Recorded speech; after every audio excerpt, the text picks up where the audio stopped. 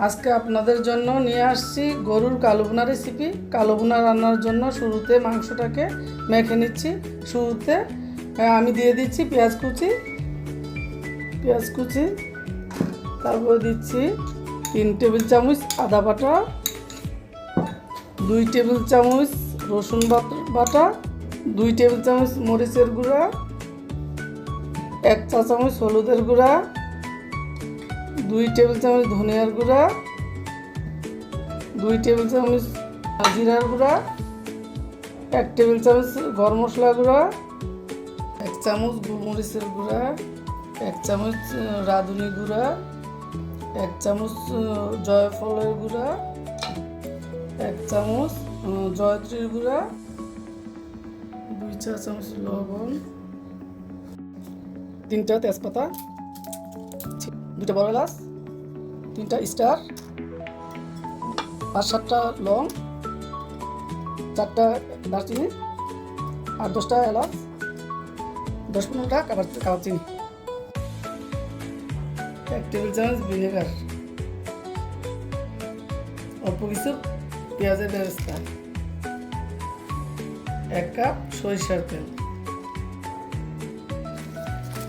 ভালো করে মাংসটার মধ্যে মেখে নিচ্ছি।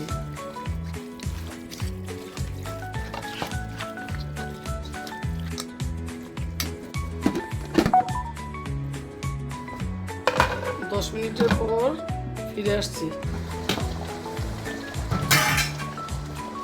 এই রান্নাটা আমি কিন্তু কোনো পানি দিব না। এই মাংস থেকে যেই পানিটা উঠছে সেই পানিটা দিয়েই কিন্তু রান্না শেষ করব। এখন সয়া সসটা দিয়ে দিচ্ছি 1 টেবিল চামচ। ফিরবো আবার 5 মিনিট পরে।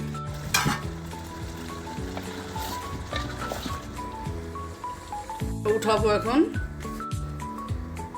ফোড়নের জন্য আমরা অন্য একটা কড়াই বসালাম। ফোড়নের জন্য অল্প সরিষার তেল, অল্প রসুন কুচি,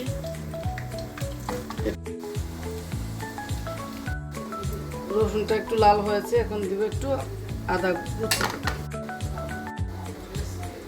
এখন দেবো কিছু পেঁয়াজ কুচি,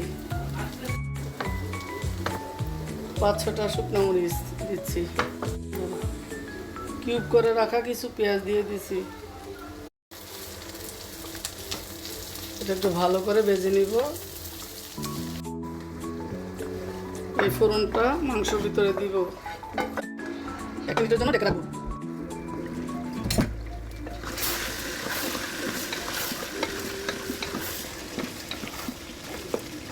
গরম মশলার গুঁড়া 1 চামচ, রাঁধুনি গুঁড়া 1 চামচ।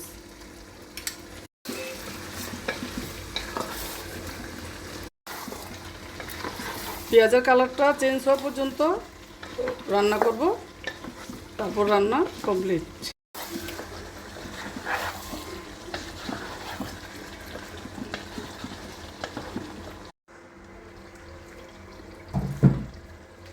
আমাদের কালো ভুনা একেবারে রেডি। 2 মিনিট অপেক্ষা করে সার্ভ করব।